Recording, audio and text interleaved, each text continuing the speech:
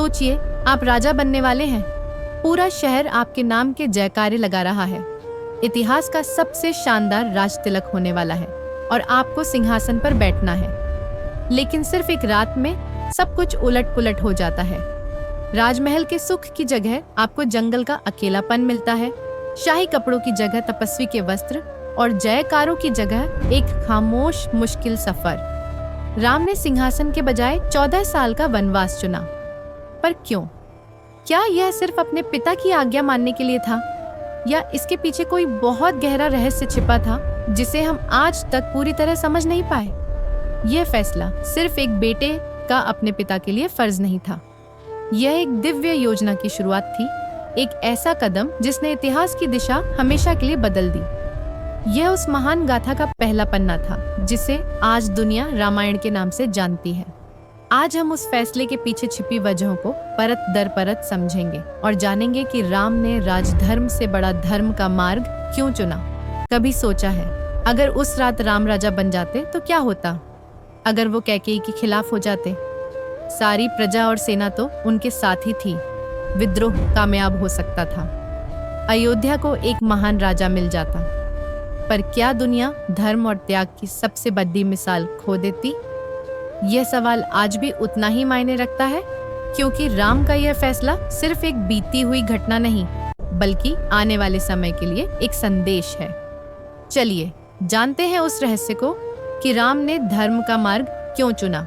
इस कहानी को समझने के लिए चलिए थोड़ा पीछे चलते हैं, उस अयोध्या में जहाँ ये सब शुरू हुआ। अयोध्या सिर्फ एक राज्य नहीं था, वो एक सपना था। एक ऐसा शहर जहाँ लोग खुश थे, जहाँ इंसाफ होता था और जिसके होने वाले राजा थे श्री राम। भगवान राम सिर्फ एक राजकुमार नहीं थे, वो अपनी प्रजा की जान थे।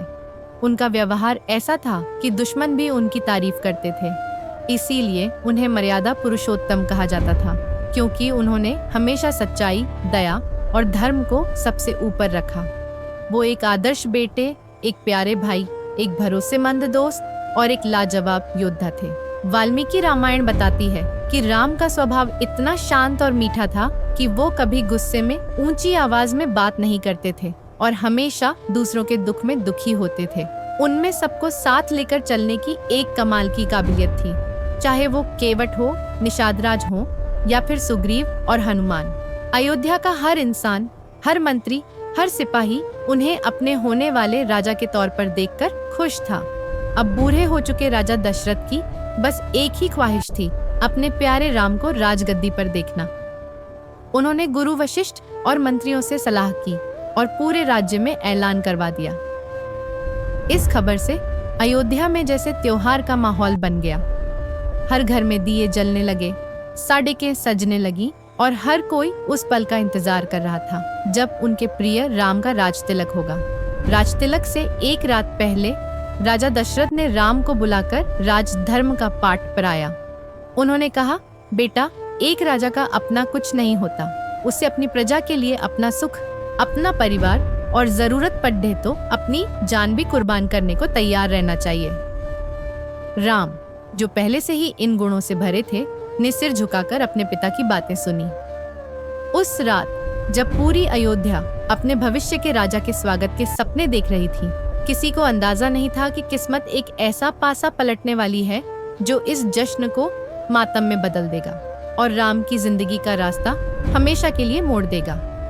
यह उस आदर्श शहर पर लगने वाले ग्रहण की शुरुआत थी। एक ऐसी रात जो अयोध्या के इतिहास की सबसे लंबी और अंधेरी रातों में से एक बनने वाली थी। जहां पूरे महल में दिए जल रहे थे, वहीं एक कोने में जलन और शक का अंधेरा भी था। रानी कैकेयी की दासी मंथरा इस जश्न को देखकर जल भुन रही थी। कहते हैं कि देवताओं की विनती पर देवी सरस्वती ने मंथरा की मति फेर दी थी, क्योंकि राम का अवतार रावण का वध करने के लिए हुआ था और अगर वो राजा बन जाते तो यह मकसद अधूरा रह जाता। मंथरा ने कैकेयी के मन में झरक घोलना शुरू कर दिया। उसने कहा, रानी, तुम कितनी भोली हो। कौशल्या का बेटा राजा बन जाएगा और तुम उसकी दासी बनकर रह जाओगी।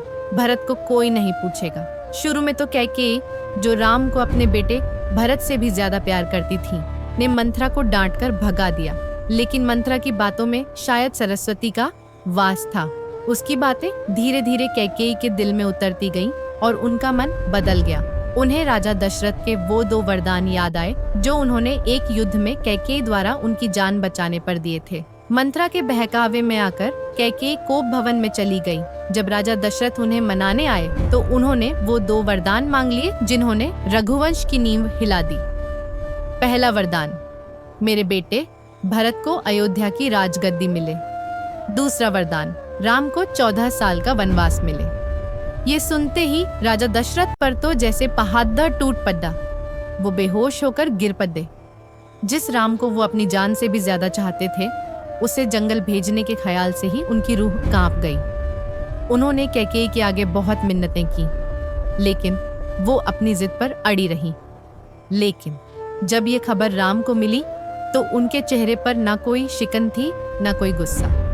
उन्होंने शांति से कहा, पिता के वचन का पालन करना बेटे का सबसे बड़ा धर्म है। रघुकुल रीति सदा चली आई, प्राण जाई पर वचन न जाई। और यही वीडियो का सबसे बड़ा सवाल उठता है। राम के पास और भी रास्ते थे। वो विद्रोह कर सकते थे, प्रजा उनके साथ थी, सेना उनका हुक्म मानती। वो आसानी से कैकेयी को कैद करके सिंहासन पर बैठ सकते थे। तो फिर उन्होंने सबसे मुश्किल रास्ता, वनवास का रास्ता क्यों चुना? राम का ये फैसला सिर्फ एक बेटे का फर्ज नहीं था। इसके पीछे कुछ ऐसे गहरे राज छिपे थे जो इस कहानी को पूरी तरह बदल देते हैं।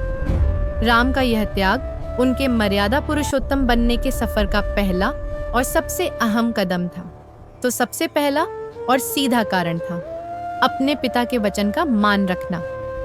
यह धर्म का वो पहलू है जिसे समझना आसान है पर निभाना उतना ही मुश्किल। हिंदू धर्म में माता पिता और गुरु की आज्ञा को भगवान की आज्ञा माना जाता है। राम ने अपने काम से ये दिखाया कि एक बेटे के लिए पिता की बात का सम्मान करने से बड़ा कोई धर्म नहीं, चाहे वो रास्ता कितना ही मुश्किल क्यों ना हो।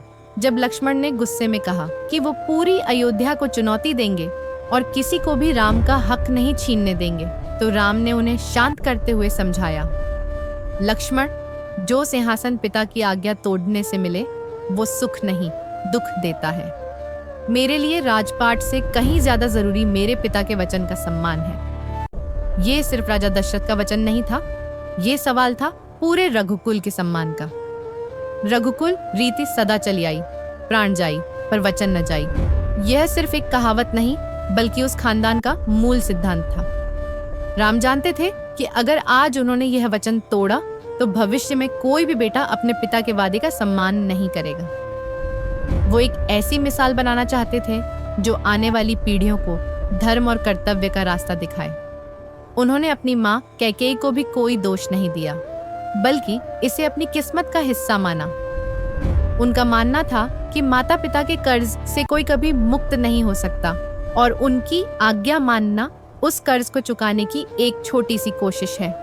इस तरह राम ने गद्दी छोड़कर ये संदेश दिया कि दुनिया की दौलत और ताकत से कहीं बढ़कर परिवार, वचन और धर्म होते हैं। उन्होंने अपनी मर्जी से मुश्किलों को गले लगाया ताकि धर्म की नींव मजबूत हो सके। यह उनका पहला त्याग था जिसने उन्हें एक राजकुमार से मर्यादा पुरुषोत्तम बनाने का सफर शुरू किया। पर यह कहानी का सिर्फ एक पहलू था। इसके पीछे एक ऐसा राज भी था जो अयोध्या के महलों से बहुत दूर घने जंगलों और असुरों की लंका तक फैला था। पिता का वचन निभाना तो एक वजह थी, लेकिन क्या आप जानते हैं कि राम के वनवास के पीछे एक बहुत बड़ा डिवाइन प्लान छिपा था? एक ऐसी वजह जो अयोध्या से नहीं बल्कि पूरे ब्रह्मांड के भविष्य से जुड़ी थी। इस रहस्य को जानने से पहले अगर आपको यह कहानी प्रेरणा दे रही है तो इस वीडियो को लाइक करें और हमारे चैनल को सब्सक्राइब करना न भूलें ताकि आप ऐसी और भी आध्यात्मिक कथाओं से जुड़े रहें। अब आते हैं दूसरी ओर सबसे गहरी वजह पर। राम का वनवास एक बहुत बड़े डिवाइन प्लान का हिस्सा था। भगवान राम खुद भगवान विष्णु के 7वें अवतार थे और उनका जन्म धरती को राक्षसों के जुल्म से आजाद कराने के लिए हुआ था। उस समय लंका का राजा रावण अपनी ताकत और ब्रह्मा जी से मिले वरदान के घमंड में चूर था। उसने तीनों लोकों में आतंक फैला रखा था। देवता, आर्षि मुनि और आम इंसान सब उसके अत्याचारों से परेशान थे। रावण को वरदान था कि उसे कोई देवता, यक्ष या गंधर्व नहीं मार सकता था। लेकिन उसने इंसानों और वानरों को छोटा समझकर उनसे अभय नहीं मांगा था। इसलिए उसका अंत सिर्फ एक इंसान के हाथों ही हो सकता था। सोचिए, अगर राम राजा बन जाते तो वो महल और राजपाट के कामों में बंध जाते।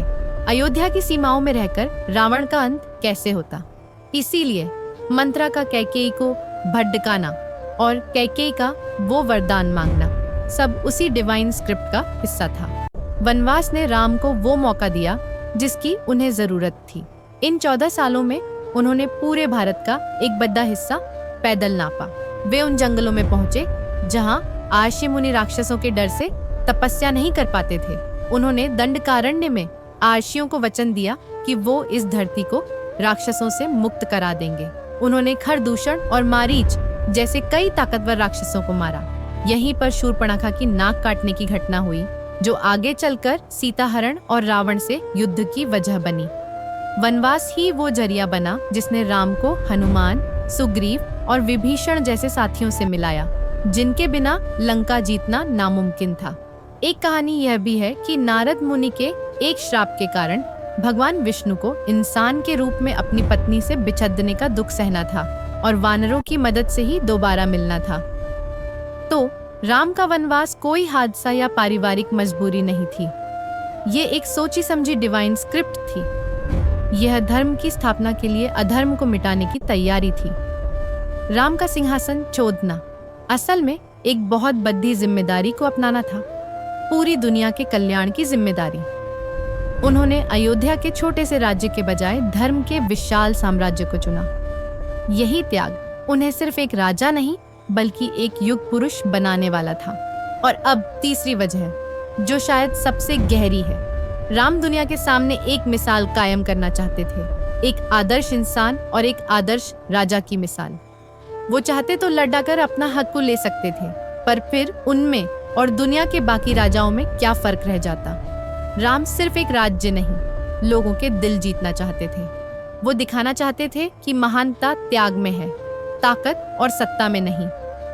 मर्यादा पुरुषोत्तम, यानी वो जो हर हाल में मर्यादा और उसूलों पर चलता है। राम ने अपनी जिंदगी के हर मोड़ पर मर्यादा निभाई। एक राजा होने के नाते उनका फर्ज था कि वो अपनी प्रजा के सामने एक ऐसा आदर्श रखें जिस पर वो चल सके। अगर राजा खुद ही अपने पिता के वचन का सम्मान नहीं करता तो वो अपनी प्रजा से धर्म के पालन की उम्मीद कैसे कर सकता था? वनवास जाकर उन्होंने दिखाया कि एक आदर्श इंसान के लिए अपनी खुशी और अपने हक से बढ़कर कर्तव्य और धर्म होते हैं। उन्होंने सिखाया कि मुश्किल और नाइंसाफी के पलों में भी सब्र और शांति नहीं खोनी चाहिए। 14 साल तक एक तपस्वी की तरह जीकर उन्होंने यह साबित किया कि असली खुशी महलों में नहीं, मन की शांति और धर्म के रास्ते पर चलने में है। इस एक फैसले ने सिर्फ राम को ही नहीं बल्कि दूसरे किरदारों को भी महान बना दिया। अगर राम वन नहीं जाते तो दुनिया भरत के त्याग को कैसे देख पाती? कैसे पता चलता कि भरत ने 14 साल तक सिंहासन पर राम की खद्दाओं रखकर राज किया, खुद एक तपस्वी की तरह जीकर। इससे यह पता चलता है कि राम के फैसले ने दूसरों को भी धर्म के रास्ते पर चलने की प्रेरणा दी। सीता का उनके साथ वन जाना पति पत्नी के धर्म का सबसे बड़ा उदाहरण है, और लक्ष्मण का अपने भाई के लिए सब कुछ छोड़ देना भी इसी फैसले का नतीजा था। इस एक फैसले ने कई आदर्शों को एक साथ दुनिया के सामने रखा। इस तरह राम ने अयोध्या का सिंहासन छोड़कर लोगों के दिलों में एक ऐसा सिंहासन बनाया जो आज तक कायम है। वो चाहते थे कि इतिहास उन्हें एक ऐसे राजा के तौर पर याद रखे जिसने अपने सुख को नहीं बल्कि अपने कर्तव्य को चुना। उन्होंने अपने आचरण से राजधर्म को एक नई परिभाषा दी। राजा वो नहीं जो राज्य करे, राजा वो है जो सेवा करे और एक आदर्श बने। तो वापस उसी सवाल पर आते हैं, आखिर राम ने धर्म का रास्ता क्यों चुना? इसका कोई एक जवाब नहीं है। उन्होंने धर्म चुना अपने पिता के वचन और कुल की मर्यादा रखने के लिए। उन्होंने धर्म चुना धरती को रावण जैसे असुरों से बचाने के अपने दिव्य मिशन को पूरा करने के लिए। और उन्होंने धर्म चुना आने वाली पीढ़ियों के लिए त्याग और कर्तव्य की एक मिसाल कायम करने के लिए। राम ने सिंहासन नहीं, धर्म चुना, क्योंकि वो जानते थे कि एक राजा का सच्चा फर्ज महल में बैठकर नहीं बल्कि इंसानियत की रक्षा करके निभाया जाता है। उनका वनवास एक मजबूरी नहीं बल्कि एक सोचा समझा चुनाव था। ये एक राजकुमार के भगवान राम बनने का सफर था। ये एक इंसान की कहानी है जिसने अपनी खुशी से ऊपर उठकर पूरी दुनिया की भलाई के लिए खुद को समर्पित कर दिया। राम की कहानी हमें यही सिखाती है कि जिंदगी में अक्सर हमारे सामने दो रास्ते होते हैं, एक आसान जो हमें पसंद है और दूसरा मुश्किल जो हमारा फर्ज है। राम ने मुश्किल रास्ता चुना और वही रास्ता उन्हें अमर बना गया। अब हम आपसे पूछना चाहते हैं, राम के इस फैसले से आपने सबसे बड़ा सबक क्या सीखा? क्या आज के जमाने में धर्म के लिए इतना बड़ा त्याग करना मुमकिन है? अपने विचार नीचे कमेंट्स में हमें बताएं। अगर आपको यह विश्लेषण पसंद आया तो इस वीडियो को शेयर करें और ऐसी ही गहरी आध्यात्मिक चर्चाओं के लिए हमारे चैनल को सब्सक्राइब करें। जय श्री राम।